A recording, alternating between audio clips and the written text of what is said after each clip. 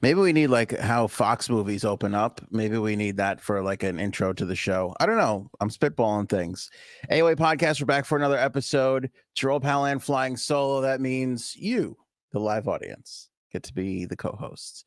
So many people already in the chat: Oceani, Raven, Bird, Paul, Rhonda. There's so many more. Welcome everybody in. Can't name everybody, but I appreciate you guys all being here. On this episode, plenty to talk about, including Larry Page, the Google founder, still nowhere to be found, still being sought out to be subpoenaed in the Jeffrey Epstein case down in the Virgin Islands. Nothing doing there, but he's made some big news. So we'll talk about what's going on and update you with the Larry Page, Jeffrey Epstein information. Plus, there's a Kelly Clarkson rumor out there that her show is impossible to work on. Megyn Kelly is feuding with Charlize Theron. I'm on Charlize's side. No matter what, it doesn't even matter if Charlize is found guilty of murdering somebody in my family. Still on Charlize Theron's side. We're ride or die, me and her. Jamie Foxx has a medical update and the 40th birthday three-way. Ooh, a little saucy topic here. All that and more coming up on this episode.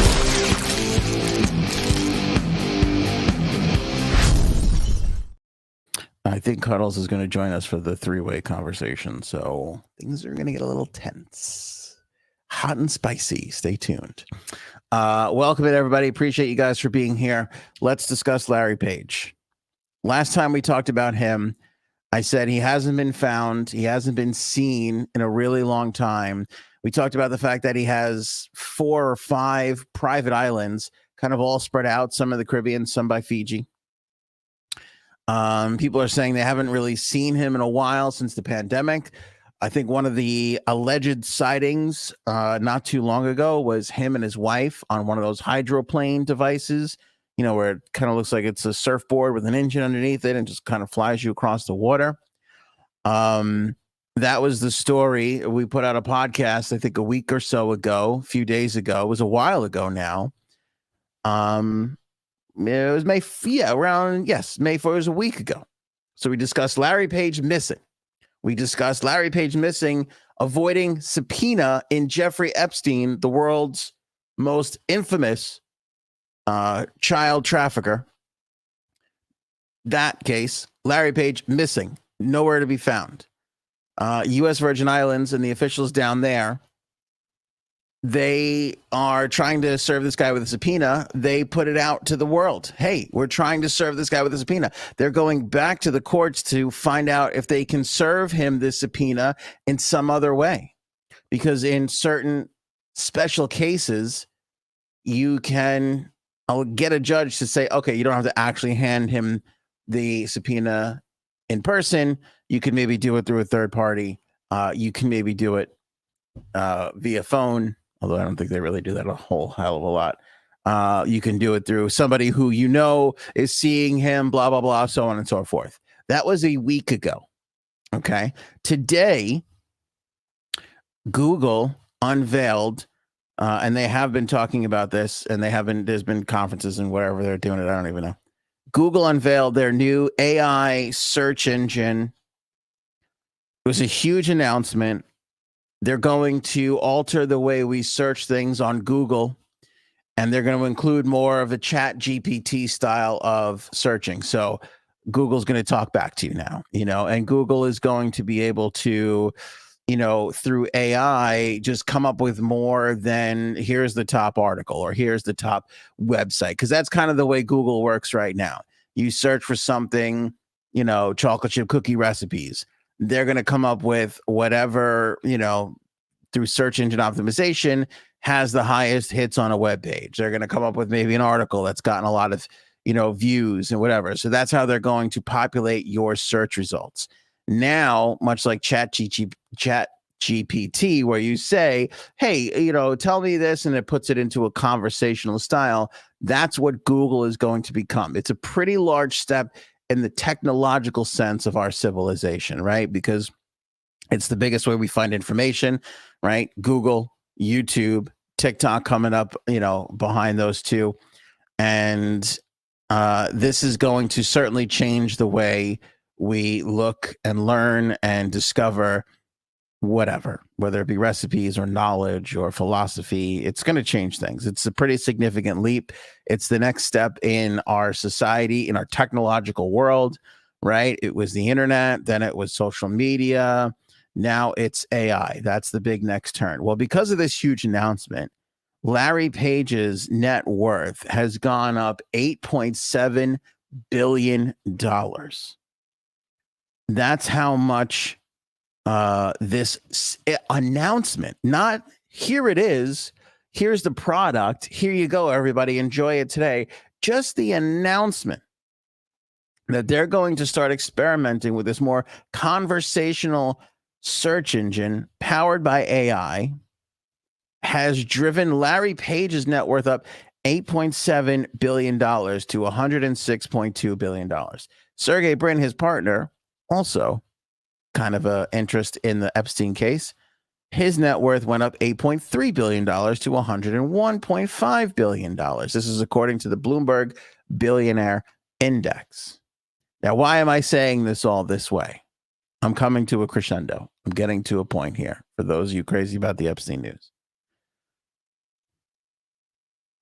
Every article that you read today about this Google stuff is talking about what a frenzy Alphabet, the parent company of Google, that Larry Page runs, along with Sergey, how much of a frenzy they've been in as ChatGPT has skyrocketed in popularity, as more and more people are using this AI bot to write copy and come up with recipes and develop different methods of executing tasks, whatever the case may be, whatever people are using ChatGPT for. People are writing books with ChatGPT. They're writing essays, blogs, all sorts of stuff. We've used ChatGPT on this podcast to assist us with like some of the blogs that we put out on occasion, to gather some information. It's an interesting tool. Since that has come to popularity, Google has been working like crazy to get this implemented into their search engine. I mean, this is the biggest overhaul for Google since I don't even know when, maybe since they bought YouTube. I don't know if there's ever been a bigger revamping of their company since this moment. And the guy who's calling the shots, nowhere to be found. Now, let me pose this question to you. If somebody, I want to put this into your world, all right? You and me. You're at work and somebody comes up to you, right, and says, word is going around that you were caught on camera stealing something from the office. That's what word's going around. Now, you know that you haven't stolen anything from the office, right? You're a good person. You show up to work on time. You do your job. You go home at the end of the day, right? No big deal. Bless your heart. Thank you. But somebody told you, hey, word's going around. You stole something. It's on camera. What's the first thing you would do? Would you go home? Would you take a week off?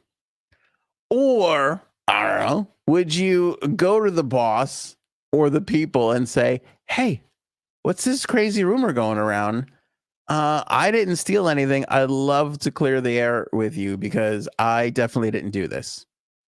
That would probably be your approach, right? You'd probably be like, hey, I don't know where this came from, but I definitely did not do that. So I'd like to let everybody know that this didn't happen. That's what most people would do. Now, Bird is going with, I'd steal more and move. That's not, we have to check and see if we're related because I got a lot of cousins that use that method too. My cousin Vinny in particular. But point is this. Most of us would want to clear our name of the bad stuff that's out there around surrounding us, right? Now, if you're Larry Page, I know you're busy in your little nerdy computer world dreaming up the next search engine AI bot. But if somebody came out and said, hey, you're being associated with the world's largest, most infamous child trafficking piece of shit, and you're Larry Page, wouldn't you be like, oh, I better make a statement about this, or I better make sure that our PR department knows that I have nothing to do with this? You know, I'm going to go out there and make sure that when they Google Larry Page, it doesn't come out that Larry Page is missing and they want to question him in the Epstein case. I mean, is there a bigger signal that you are guilty as fuck than vanishing and not coming forward to claim your innocence? Is there a bigger signal? I mean, I know he must be busy, but you've got to at least, again, this is not like, oh, you know, there's a misplacement of funds, or, you know, I don't even know. You know, somebody said Larry Page yelled at them once and he's getting sued now for harassment or something. It's not like a small thing like that. Like, this is the world's biggest piece of shit. And everybody is now assuming that you've done business with him. We don't know how involved you've been. And you are still missing 8 days later. I mean, am I alone here? Or does this not feel right? I mean, this kind of seems a little just absolutely batshit crazy. Christine, yes, and he appeals guilty unless he was already Epsteined. Ooh, I didn't think of that. If he's already Epsteined, what if he already got the axe? Mercury 7, guilty people never know how to act. That's true. Although I did hear somebody say one time that, you know, when you catch a guilty person, where was this in a movie? I can't remember where I heard it from, but it's like if you catch a person and put them in prison, somebody who's innocent will be up all night, won't get any sleep. The guilty person will fall asleep because they're like, I'm caught. I don't have to run anymore. I don't have to worry about anything, like that kind of a deal. But that's a different thing. If somebody came up and said something bad about me that was blatantly untrue or needed some clarification, I would be in front of cameras that afternoon. I would be like, let me explain what happened. This is actually the truth. Here's my side of the story. This is how I saw this going down. No, this guy is still off on some weirdo island as mysteriously his company goes through the biggest revamp it's ever seen in an effort to go into what people are calling, you know, Internet 3.0, which is the crypto AI stage of the internet. Because again, there was the internet, and then there was social media, and now everybody's looking for what the next, you know, social media was Internet 2.0. What's next? We're on the horizon. Next step, biggest one in humanity as far as a technological standpoint goes. And this guy is just not around. Can't even pick up the phone and be like, hey, Associated Press, just want to run this by you that I have nothing to do with this guy. And I'll be happy to come and testify. I'll be happy to come give you. Hey, you accuse me of something and I am innocent. You want a deposition from me? I'll be there. I'll be there with bells on. I'll be in that room with that weird little awkward camera and that terrible camera angle that everybody seems to always have in these depositions. I'll be smiling away as I claim my innocence. I have no problem with that at all. Rhonda, missing or vacationing? Well, listen, they have been saying that he's been on one of his private islands for the better part of a year. And now, why I find that interesting is, you know, we've been talking about this Virgin Islands case for a little while, and we knew that it was going to go after their financing aspect of the Epstein empire. And, you know, when this all started, again, the timeline is fuzzy. I don't know when he goes down, when the Virgin Island stuff starts to leak, but we've known about these Virgin Island cases for a little while. This freaking guy's out of town and he's not coming back anytime soon. He hasn't been on a Google Meet with anybody from Google. I mean, nobody from Google has spoken to this guy since his company just announced this huge thing that has caused his own wealth to go up by $8.3 billion. This guy had one of the best weeks in the history of humanity. He made $8.3 billion this week. He's nowhere to be found. He can't pick up a phone. He doesn't have a friggin' Twitter account. He doesn't have anything that can go out there and go, this Epstein stuff is crazy and I'll address it soon. Happy to be deposed. Subpoena me all you want. I'm innocent. Come on, man. I think that this is the biggest development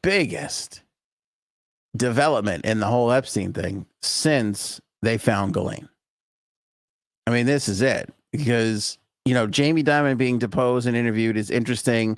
It's great from a standpoint of this financial institution is going to get its comeuppance for what they've done. Staley and everything with him, of course, he needs to, that needs to be figured out as well. But I mean, you're talking about, again, these rumors swirling around about Gates and, all these super powerful people, Clinton, all these things. They've all addressed it. We could sit here and, laugh at some of the things they've said and just not believe them. But at least they've been there and they've had an answer. It is weird that this guy has not popped up to say what. Now, Prince says Google is watching us. So everybody be quiet. We're going to move on from this topic quickly. Because I don't want to be watched. I also have this weird, eerie feeling that somebody's recording this all right now. Big rumors coming out that Kelly Clarkson is a little bit difficult to deal with. By the way, if you have not become a member yet of the podcast, do so right now. For as low as $2.99, you can join, support us for the month. You can't even get a coffee these days for $2.99, but you can support a podcast like ours. We need that support to run everything we got to do here, the virtual studio, the website, all the things. So we can keep bringing you fun stories and good topics and entertaining podcasts like we have been known to do on occasion. Join now. Link in the bio of this episode, wherever you're watching or listening from. You can also get there from anthonyonair.com. Join now. Throw that $2.99 at us a month. We really appreciate it. It really goes a long, long way to getting the podcast off the ground. Kelly Clarkson, Page 6 rumor right now. They're saying toxic work environment. Staffers are reportedly feeling overworked, underpaid, and traumatized. One current and 10 former employees spoke to Rolling Stone magazine for a bombshell expose. It was published just this afternoon in an effort to pull back the curtain on the harmful culture alleged by taking place behind the scenes. And what I find interesting about this is everybody said the same shit about Oprah, and then Oprah stopped doing a talk show, right? Everybody said Rosie O'Donnell was a bitch when she was doing her talk show. Then it was Ellen and Ellen's show that everybody was complaining about, and she kind of left because of it. And now Kelly Clarkson and, well, Drew Barrymore too, to a degree, right? They're the next it shows in daytime talk. And now here's the story that Kelly Clarkson is coming under fire. Now, I'm not saying that she is or isn't, but I am saying that I find it interesting that no matter who's in the driver's seat of whatever daytime talk show is like winning the country over, they're automatically a problem. I don't know. It seems a little strange to me. I also think that Kelly Clarkson seems sweet. And by the way, in the expose, there were staffers that came to her defense and said, she has been really nice to a lot of us. So there is that. But at the same time, like, it's a talk show. It's media. They're out there fighting every day for ratings, for guests, for sponsors. I don't think the world exists in this please and thank you that a lot of people want it to be, especially in media. Like, media is so super cutthroat. Like, Frank could tell you, our good buddy Brian the Cannon Bannon can tell you, like, people are just nasty in media in general. They're angry. They're worried about who's more talented, who's getting more, who's got this and who's got that. Why didn't I get that share? Why did they get picked first for this thing? There's a lot of selfishness and a lot of bad culture that is just naturally, you know, around in the media landscape. It is what it is. Media, the music industry, I mean, you name it. Like, name an actor that's not in a movie right now that is happy. Like, it doesn't exist. They're miserable. It's a shitty existence. Unless you're in a huge Broadway play or you're in a movie or a TV show or you got something cooking, you're going from gig to gig trying to land a commercial. You think people are fucking happy? They're not. They're not happy at all. Kelly Clarkson's getting there. You think she's having a grand old time? Or do you think she's sitting in meetings with executives who are miserable that they didn't get the on-air spot, talking down to her like, well, you better not, don't say this, or don't lose that. If we go down another 10th of a point, we're going to lose, Blue Bunny as a sponsor. We can't have that. Make sure you're saying all the right shit. It's just like a constant, like nonstop, just poking, So I don't know if it's her. It seems by this that, again, is similar to the Ellen situation where it's like, what does she know and not know? And how much of this is like her exec producer's fault? Because the executive producer in this particular instance seems to be taking it on the chin pretty wholeheartedly, which, by the way, executive producers, that is a miserable existence. Being an executive producer is a miserable existence. You get all the blame and you get none of the credit. When the show goes great, it's, boy, wasn't I a good host today? When the show goes awful, it's, why are you such a shitty producer? That's just the way the world works in media. It is cutthroat. It is absolutely cutthroat. It's one of the last few like real cutthroat industries we have. I mean, obviously sports, right? Stock market's pretty cutthroat. You're not making your numbers. You're out on your ass. Like, nobody asks you how you're feeling or what you're doing. Those fucking places are few and far between. I'm not saying nice workplaces like that don't exist. They do. And if you found one, hold on to it like grim death. But in media, and everybody has their own agenda, the intern guy running around making photocopies wants to be Kelly Clarkson. Sally in the booking department wants to be the executive producer. Everybody is out to kill the person right above them. And then when something goes wrong, shit travels downhill. It's a fucking miserable existence. So, look, I respect these rumors. We'll see what happens. When it came out about Ellen, kind of believed it a little bit more. She seems like she's got a dark side to her. But not everybody's a great, not everybody can stand there and be an Ellen or be an Oprah or be a Kelly Clarkson and like take the time of day to make sure that, Sally the photocopier is having a good time. Not everybody can make sure that, Paul in the fucking mail department is enjoying his, place in the Kelly Clarkson world. It's not an easy thing to do, because you know what happens when you sit down and you talk to the guy in the mailroom and you ask him, are you having a good time? You feel like you're part of the team? He's gonna be like, no, I'm in the fucking mailroom. Why would I be having a good time? I fucking sort mail all day long. That's because he's working his way up.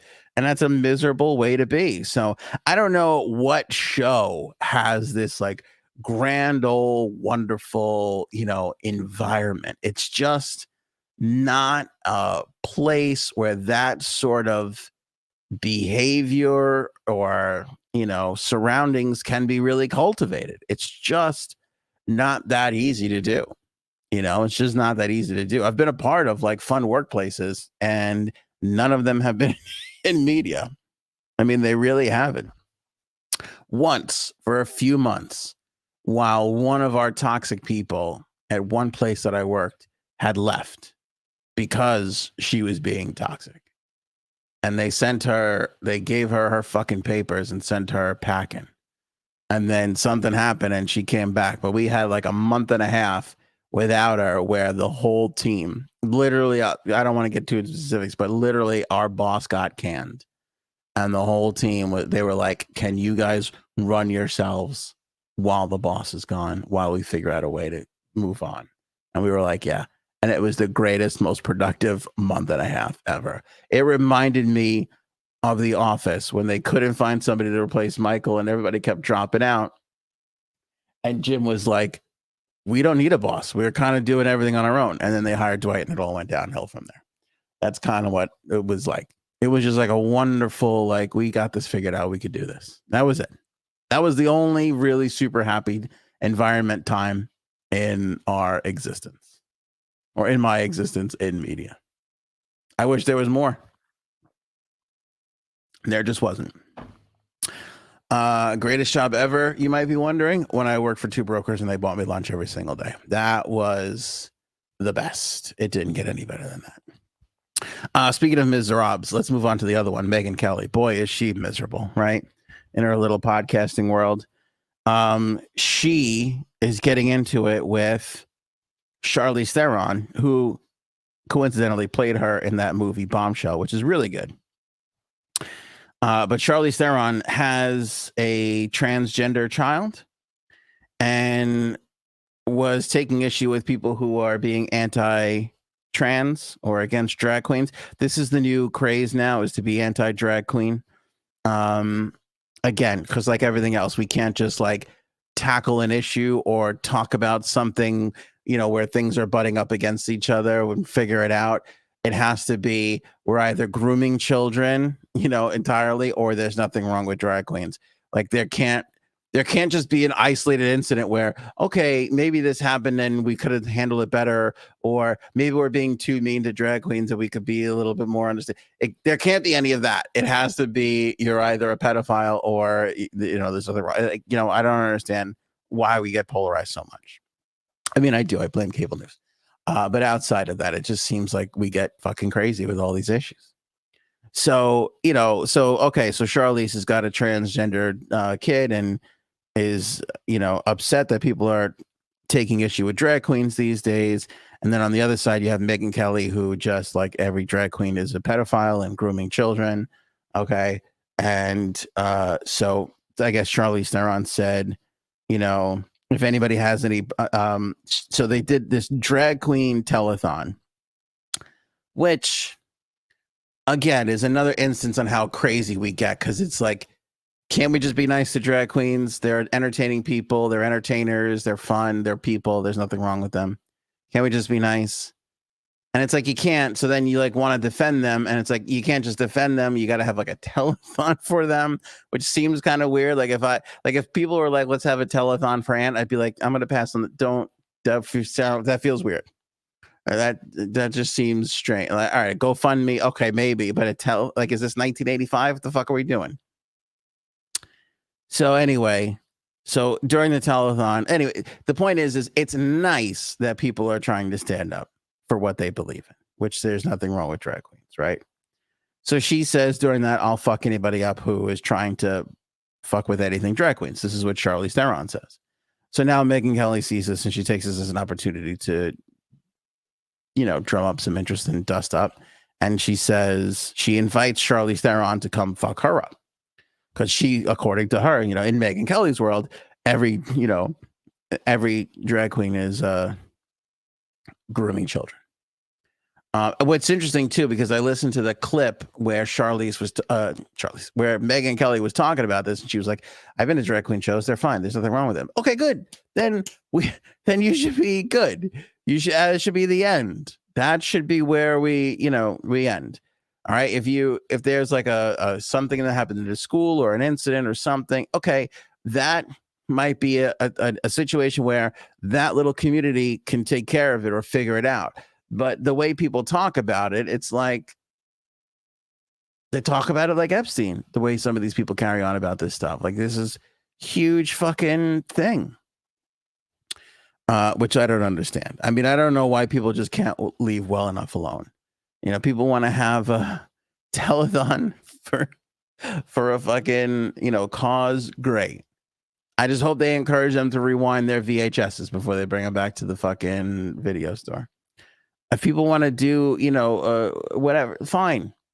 Let everybody exist a little bit more, you know? And there, like I said, there's going to be things where people are like, all right, you know, maybe this isn't appropriate for this, or maybe this is not that, or maybe we can figure out a better way to, put this message across of acceptance and love. We can have those conversations. We should be able to have those conversations. Instead, you get these two, you get one nut job responding to another. But look, I understand where Megyn Kelly's coming from, because if somebody was shitting on something that affected my kid, I would say the same shit. I'm sorry. Did I say Megyn Kelly or Charlize Theron? I got confused. If Charlize Theron has a trans kid and she's pissed off that people are shitting on trans people, she should be able to defend her kid. I would. I wouldn't allow somebody. By the way, I, to a smaller degree, as an Islander fan, go through this every day. And I'm trying to raise my son as an Islander fan. And he's going to have to deal with some shit one day. And I'm going to have to invite some Ranger fan, to get fucked up. Because I'll have to fucking drop a Ranger fan if it comes to be. Paul's got it here. They're all trolling for clicks. That's what it is. That's exactly what it is. By the way, nice job making the S out of the $sign. That is a nice little detail that we like to have on the program. That's a fun little, added value there. Good job, Paul. And it makes it, and Megyn Kelly's not stupid, because again, Charlize Theron played her in the movie. So it's kind of like a fun thing, I just have one request. If they are going to have a fist fight, that Charlize shows up in the Megyn Kelly makeup. Because I don't know if they put something on her face or gave her digital whatever, but she fucking looked exactly like her. And not that Megyn Kelly's not pretty. She is. But Charlize Theron, is in a fucking class of her own. She's just absolutely in a class of her own. I don't know. I just don't know why a Megyn Kelly. It's what's weird is Megyn Kelly sits there on her show and goes, "I have been to drag queen shows. I have no problem with it." Okay, great. So good. So stop it there. And I don't know who the fuck. She had like 2 guests with her. I don't know. Is that a thing to do a podcast and have 2 other people on? Because it feels like people are biting off my shit. But she had 2 other people with her, and this one fucking asshole is just like shaking her head no at every time a drag queen got brought up. She's like just fucking shaking her head no. It just aggravated the shit out of me. Again, I believe that Charlize should have the right to defend her kid. At the same time, a telethon, I don't know. Seems weird. It seems very Jerry Lewis. Seems very Jerry Lewis. Okay, by the way, let's stay on this here for a second. I was thinking about this earlier because my kid is Cuddles. You want to jump in on this part of the conversation? Cuddles is in the producer chair. She's falling asleep. I gotta wake her up. Can you hear me? I can hear. Yeah, can people give me a thumbs up if you can hear Cuddles well or not? How am I coming in? Hey now.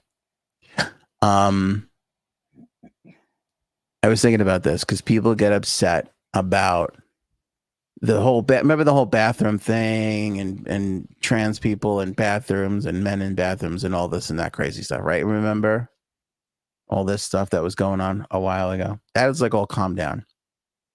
So it's our son's communion tomorrow. Yes. So I have to wear a suit. Yes. Which is not common for me because as a dipshit who makes a living in t-shirts and pajamas, whenever I have to dress up like a big boy with a real job, it's very alarming and it's very unsettling for me. Yes. And I don't enjoy the process, right? Cuddles knows, I like to go shopping by myself, right? Yeah, so you wouldn't let me go buy you a shirt to wear. I don't like Cuddles being around. I don't like if the only thing that could make clothing shopping worse is to have my wife's disappointing face there at what size I'm putting on and my kids bitching and complaining. You know I do your laundry, right? I'm just saying it is a humbling experience, okay. And I don't care for it. Okay. So now I haven't bought, you Cuddles can attest to this. When was the last time I purchased a shirt for myself? I don't even think it was, we've been together for 15 years. It's been over 15 years. No, all right. Like a t-shirt or like a button down? No, like a button, like a shirt that a shirt that involves a button. Oh, At least a button. Well, I can't even say that didn't come from Old Navy because Old Navy sells button downs now. Oh God, Anthony, it's been like years. Pre-pandemic, probably, right? Way before that. Like, come on now. Just to give everybody an idea of this, I still have shirts in my closet right now that I wore in high school. Yep. I don't know anybody else who has that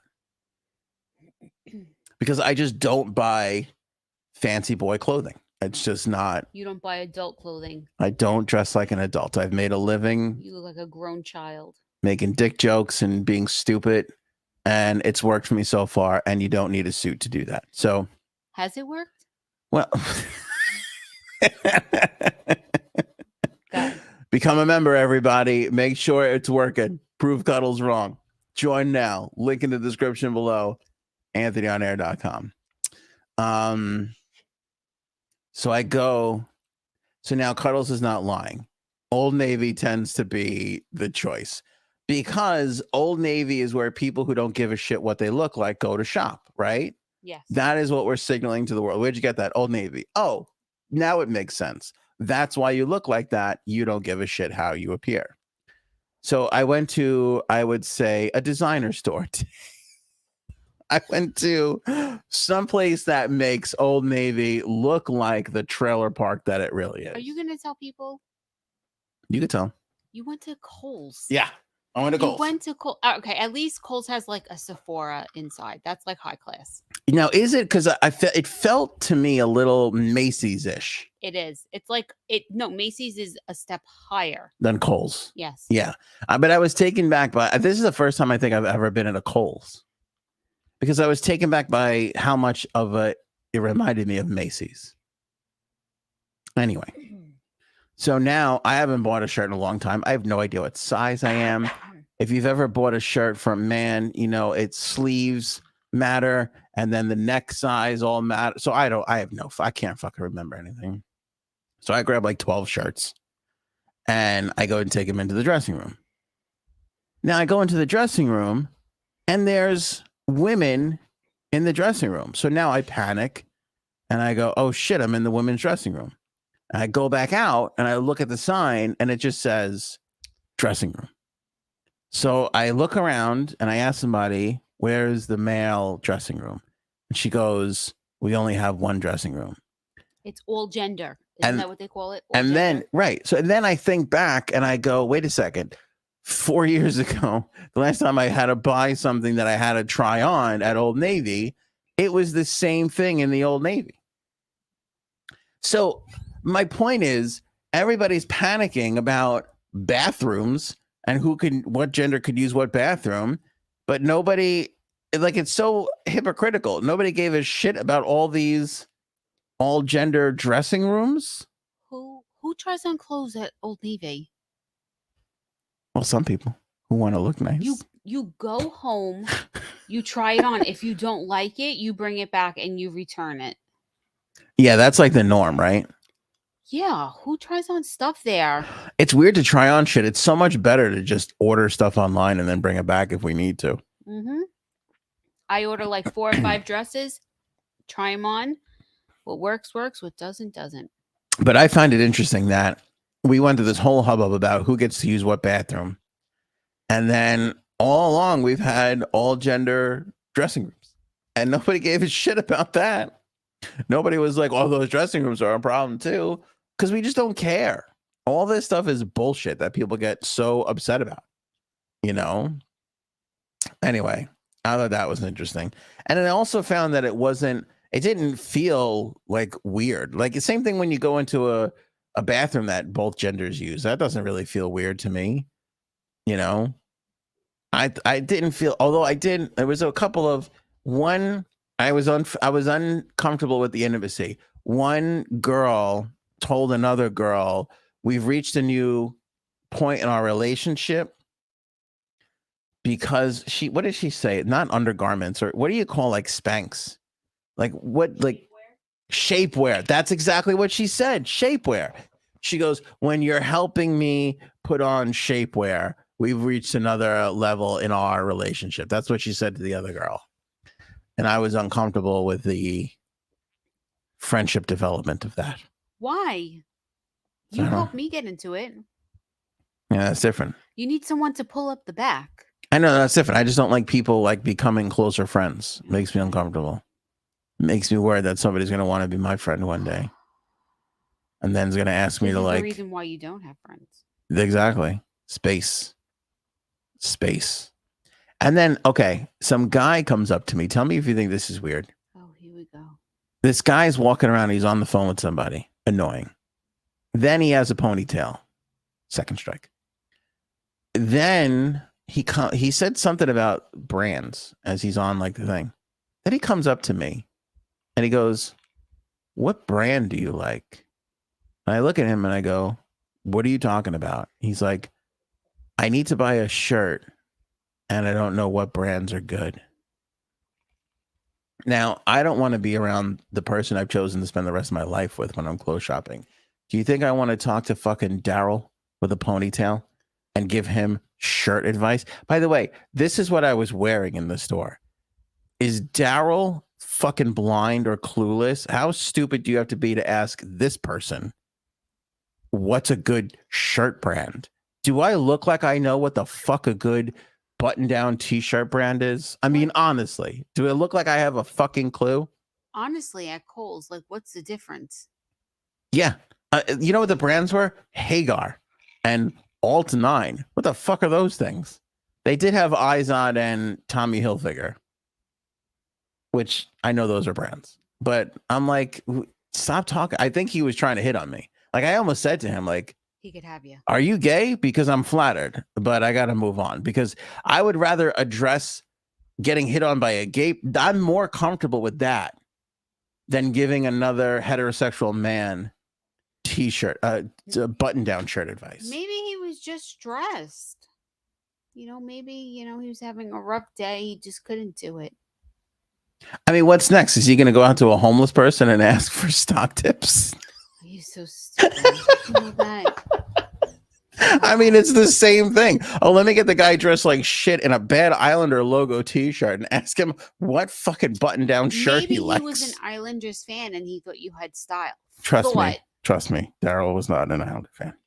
Oh, why did you say that? There was just no way. Guy with a ponytail, earbuds. He was young. There was nothing about this guy that's good. And by the way, if he was an Islander fan and you saw somebody wearing, like, if I see somebody wearing this, do I not say something to them? Yes. Thank you, because this is a secret club. Wait, so he was young, like in his 20s? Yeah, and the impression I got from our small interaction was he must have just gotten a job where he's got to wear nicer clothing. Oh. Yeah, which I was happy for, but I also worry about how stupid he is asking again somebody like this for fashion advice. That's probably out of his comfort zone. He doesn't know. You fucking heartless piece of shit. And then I thought, if that's the case, then he's thirsty, which is also aggravating, and I also don't want him near me. You should be happy that he got a job. Where's his mother? I don't know. I didn't get into it with him. I just tried to move on. Asked him. I'm stressed. I'm like sweating. It's like 85 degrees. It's the first uncomfortably warm day here in New York. Nobody reads a fucking weather report before they leave the house and thinks, maybe I should adjust the thermostat at work today. Maybe I should take Kohl's down a notch or two, so that the fucking uncomfortable people, when they come in to try on clothes, aren't sweating into the clothes, So it was a nightmare. I hated it. I wish Daryl all the best, but I hope he gets better. Maybe he needs to get his eyes fucking checked. There's a lot of people on TikTok that give style suggestions. You should have just been go look on TikTok. I go, you can't, because here's the mistake I made the other day. I went to Staples and I went to Michael's, the craft store, and I wore my red short sleeve collared shirt. I look like I work there. So 6 people came up to me asking me where the bathroom was at Staples. And when he first addressed me, I go, he couldn't possibly confuse me for somebody who works here. So I almost put him down right then and there for that because I thought it was one of those like, can you tell me where the bathroom is? Next thing I know, he swings at me trying to get at my wallet, God. which tricks on him. I have kids, so I of course have no money. You have nothing. Jamie Foxx.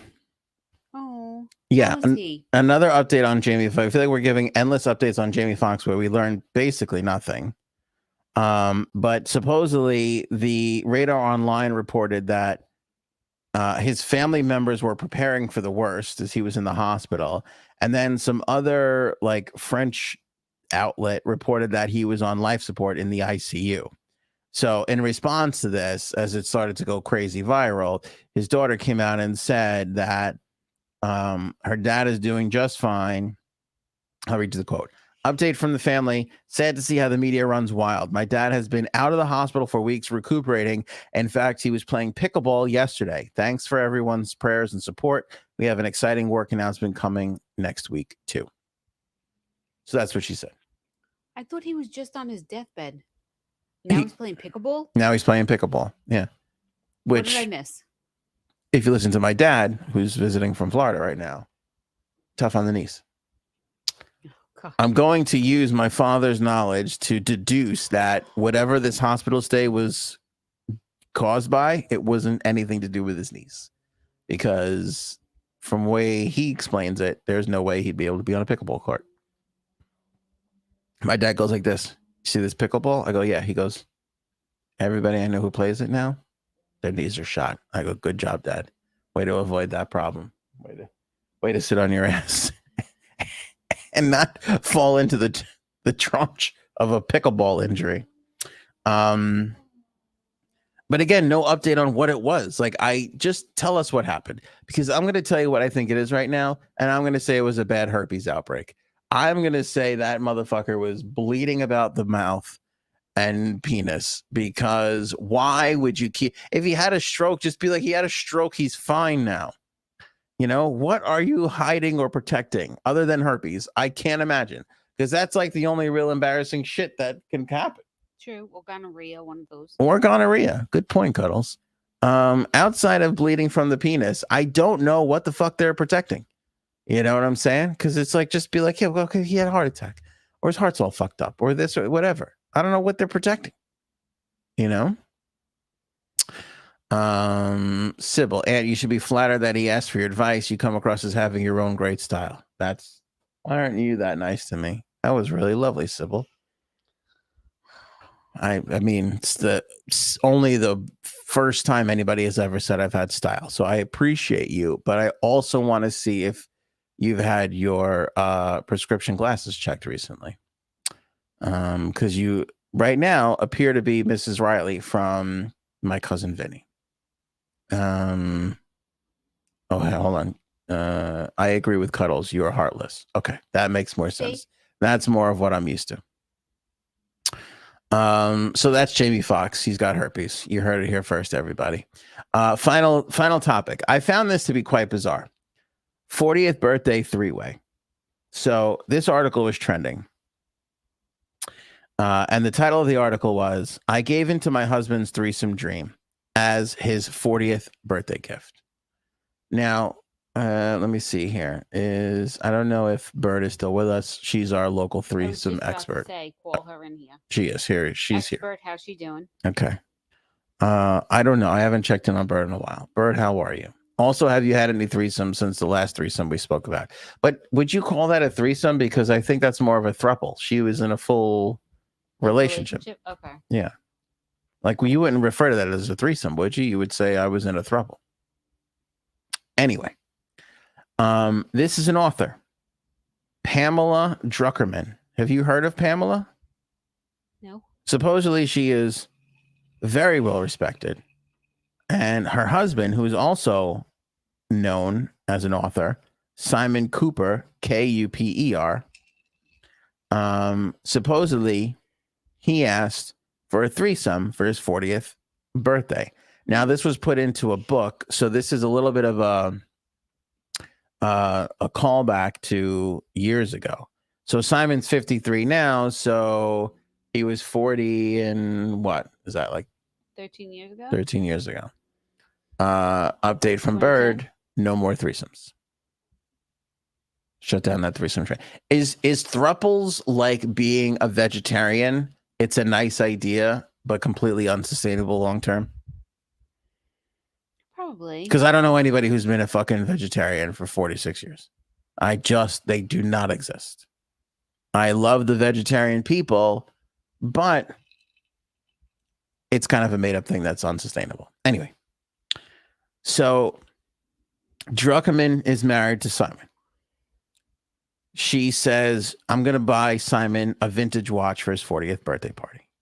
She put this in the whole like story that she put out. Okay. So she mentions the watch to the husband, and the husband says, I don't really want a good, I want a service. Right. And he proceeds to tell her, I want a threesome with you and another woman.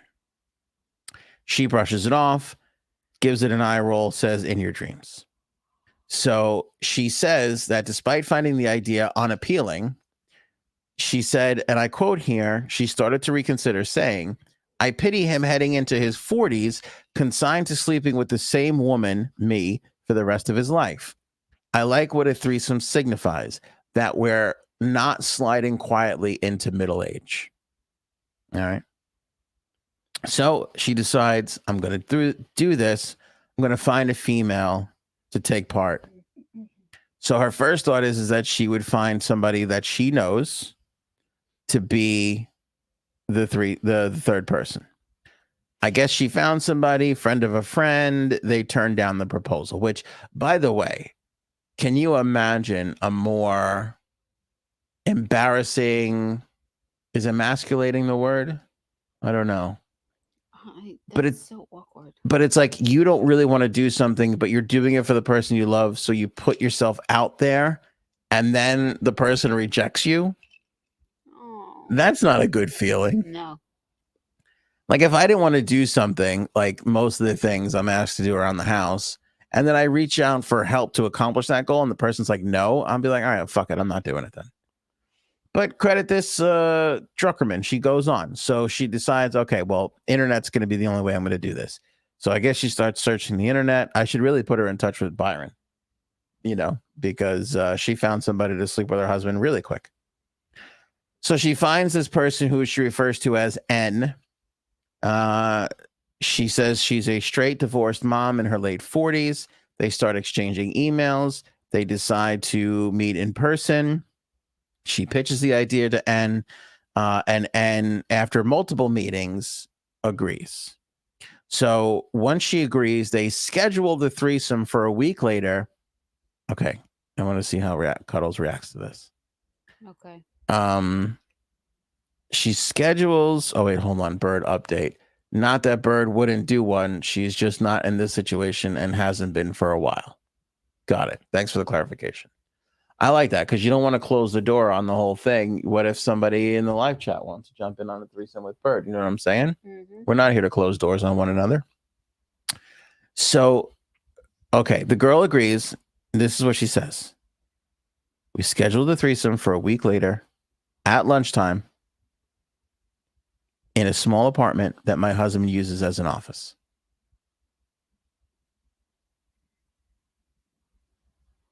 That's awkward. Thank you. You have an apartment as an office. Thank you. Red flag. She never disappoints, does she? I mean, she never disappoints. And I'll tell you right now, she went through a cocktail pretty quickly and she appears to be drunk and she's still on it. Do they hear the clinking of the ice? Yes, right now? I think it's very loud. I'm sorry. It's okay. I'm sorry. It's a really good drink. Okay, keep going. Sorry, guys. So, one, who schedules it at lunchtime? I was also bothered by that. But if your husband has an apartment that he uses as an office, sus. Very. So she said that her husband, in the article, she says that her husband was immediately affectionate with the girl, N, from the moment they all undressed. Druckerman says in the article, a threesome is so well sexual. I'd focused so much on organizing and catering, I had almost forgotten that we were going to be naked. That's what she said. So bless this poor woman's heart. She's fucking worried about having turkey sandwiches there, right? She's worried about making this a wonderful atmosphere. She's kind of forgetting the fact that she's got to share her husband with another chick. She said that there was a lot of, quote, moaning between the three of them. She insisted that it was a, quote, polite encounter overall. Now, again, I'm glad Bird's here. We can kind of go on her expertise. Would you expect a threesome to be described as a polite encounter? He's done this before. He's cheated on her. You want to know why? He was all like, as soon as the clothes started coming off, that man was ready. Okay, he's been doing this behind her back, or is it a friend? Who is the person? No, somebody she found on the internet. Yeah, he's done this before. He's fucking other chicks. Beth Cummings' lunch sounds rushed. It does sound like you don't have enough time for lunch, right? Yeah, why would you do it then? Especially if somebody has a awkward. nice spread around, you want to really get into it, you know? That's weird because you don't like you want like a cocktail to. Yeah, it seems weird to do it in the middle of the day. Now, Bird says boundaries, trust, and consent are everything. Now, I remember her talking about this too. And although I agree, again, I wouldn't necessarily like if you ask somebody about their threesome, what would you or any sexual encounter really doesn't necessarily have to be a threesome. Could be just one-on-one sex. You would expect, oh, it was a real fulfillment of my fantasy, or it was really nice and pleasant. It was exciting. It was thrilling. It was good. If it comes back good. As, oh, it was pretty polite, I would be like, oh, what the fuck is polite? This has not gone the way it's supposed to go. You know? She's upset by it. It was polite. Yeah. And she knows her husband's fucking other women too. After about 40 minutes, I wonder whether I might check my email, she says. I've had enough. N is quite beautiful, but seeing versions of my own lady parts on her feels too familiar. I realize that part of what appeals to me about men is that their bodies are different. She didn't think this through. The author then adds that her horny husband and N continued to have sex for around another 20 minutes. Oh. I told you. She recalls in the column, finally, they tire themselves out.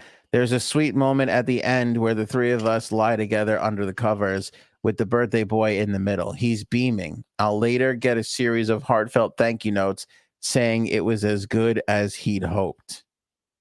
Meanwhile, N was also left satisfied by the experience and proposed a second threesome with the couple. I'm flattered, Drunkerman wrote, but I'm not planning on it. My own birthday is coming up, and I think I'd like a watch. She wants to watch her husband fuck another woman? No. I'd like a watch. Oh, I thought she wanted to watch. Not to watch. I'm sorry. I didn't hear that right. The tequila's hitting. It's okay. She wants... okay. Yeah, the tequila was being very loud at the moment. She needs to... I'm sorry. Yeah, I would put cameras in that office, quote, office. Orifice. Go ahead. Orifice. Because he's definitely going to meet with the other woman. Mm-hmm. 100%, because he did not say, she didn't say that he said no. Mm-hmm. Good point. So he's definitely, yeah, okay. Good point. Bird, this doesn't sound good. See? So, and then she followed that up with, so she wasn't into the other woman. That's what it sounds like. It sounds like she wasn't into this at all. Now, what makes me so uncomfortable about this is, as the guy, he's already making an ask, right? He's already putting an ask out there, which I just want to say this too. I have a problem with that. You really shouldn't be asking for gifts. Like if your wife's like, I'm going to get you a watch, be like, well, that sounds lovely. Thank you. It's a fucking gift. I don't think you can really demand a gift when you're 7. Okay, fine. You get a pass. When you're 40, just take the fucking watch. Yep. So that's the first thing. Now, you're the one making the proposition. You're the one proposing this. And it seems like you're just dragging your wife across the finish line here. After 40 minutes, she's out. You bang the girl for another 20 minutes? None of this seems right. Nope. And then she goes and writes about it all.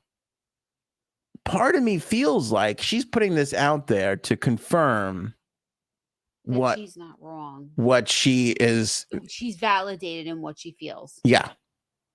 Yeah. I think that she's not ballsy enough to,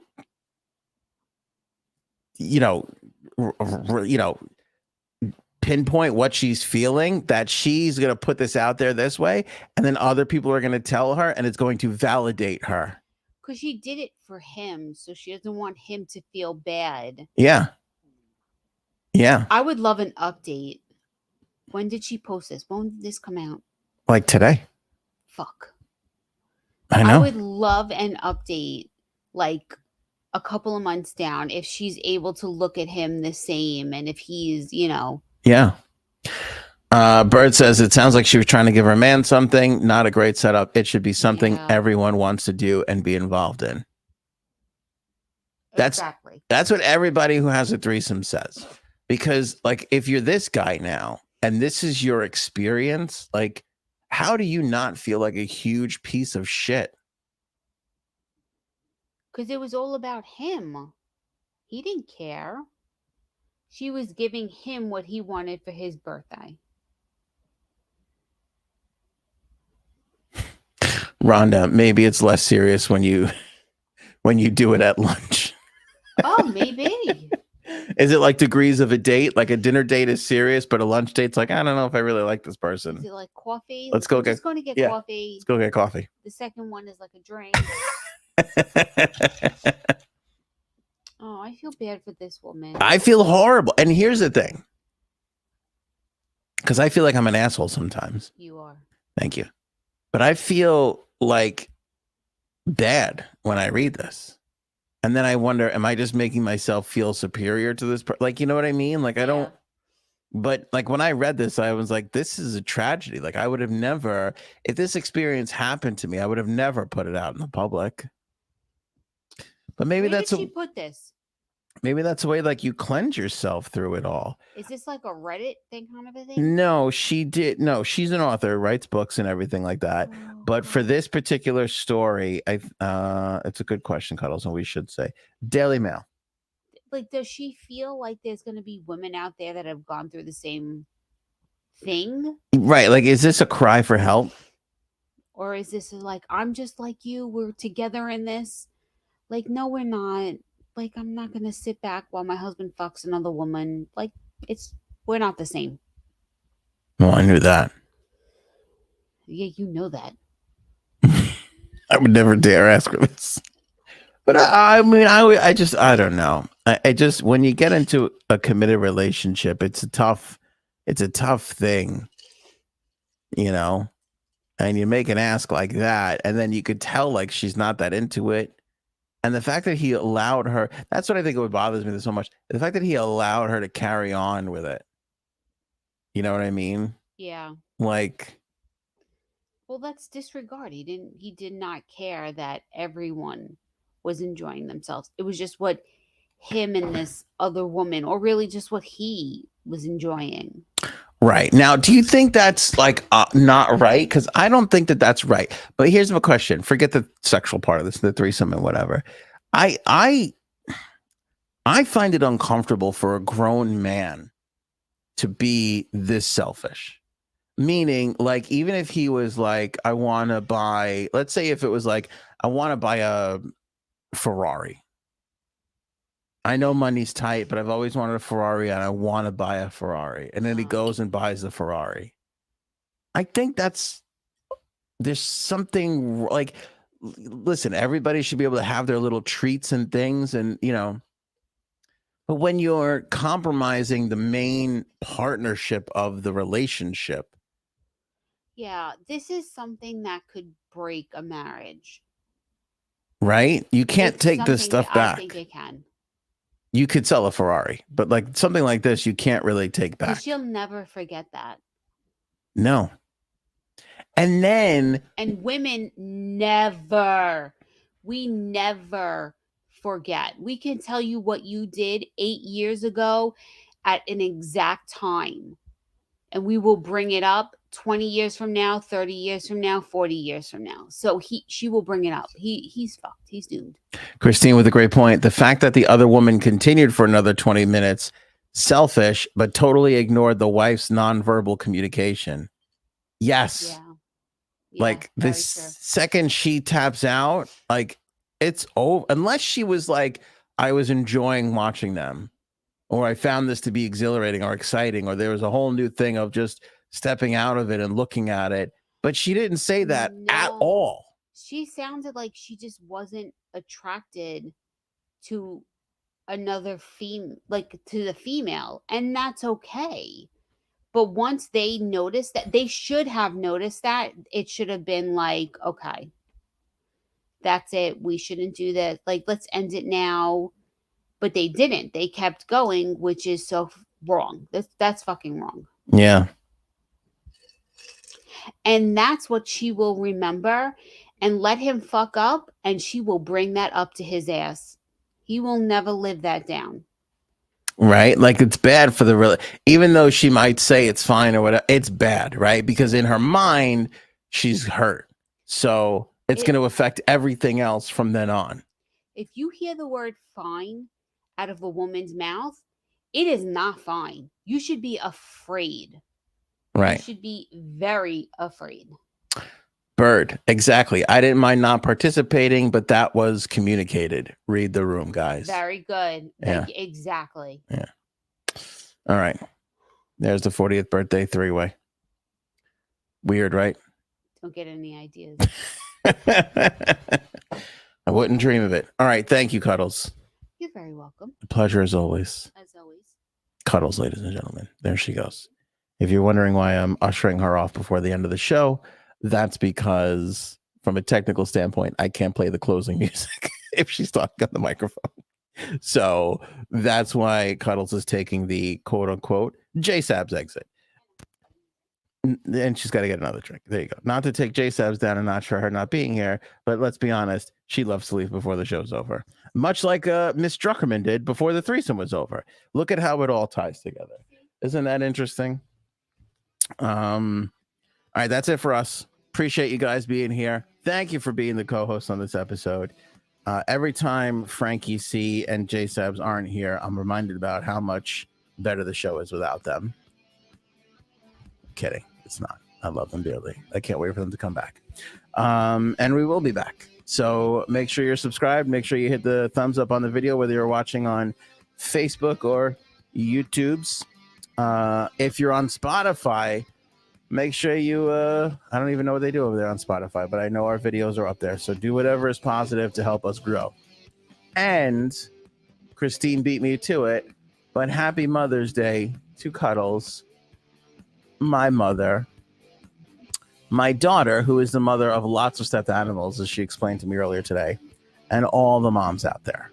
Happy Mother's Day. Happy Mother's Day to the fur mommies out there, and the mommy mommies, and the mommy mommies, the grandmas.